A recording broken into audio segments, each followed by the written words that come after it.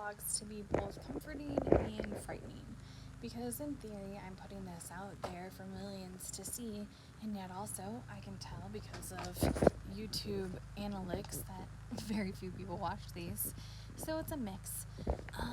And also I know that vlogs are supposed to be storytelling, but creating vlogs is not my main job. It's not even one of my top 5 hobbies right now.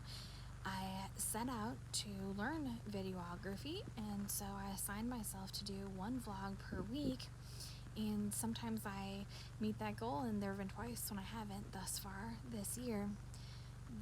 There is a little bit of uncertainty as to how I want this to go and what I want it to look like, and how best to create something that is interesting and true to my life, and also is either entertaining or informing you.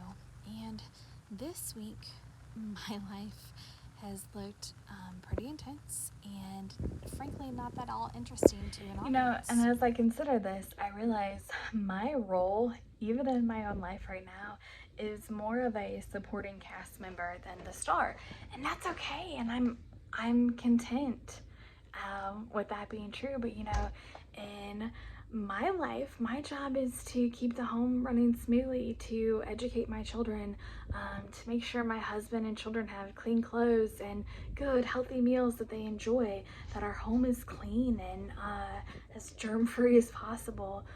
My role is to be the supporting character, to make sure that the children get to the orthodontist appointments and to the sports practices and games.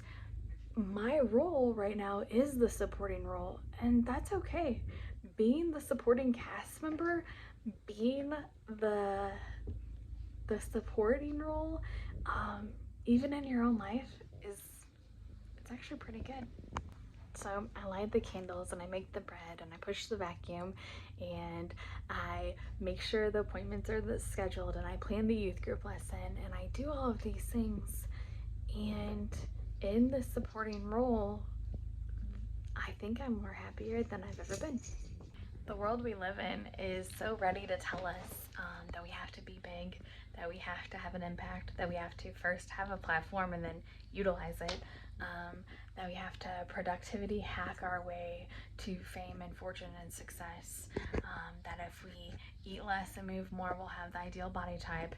If we save 10% of everything we make, that eventually we'll be millionaires.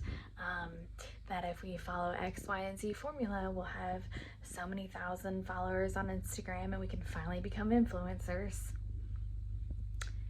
And that's in direct odds with everything that a Christian is supposed to believe. Because if we're following Christ's example, then the move is always to go smaller. The move is to serve rather than to be served, to humble ourselves rather than to push to the front of the crowd, to look around to see whom can I serve, not whom can I use. This is where life is found, in being okay with being small.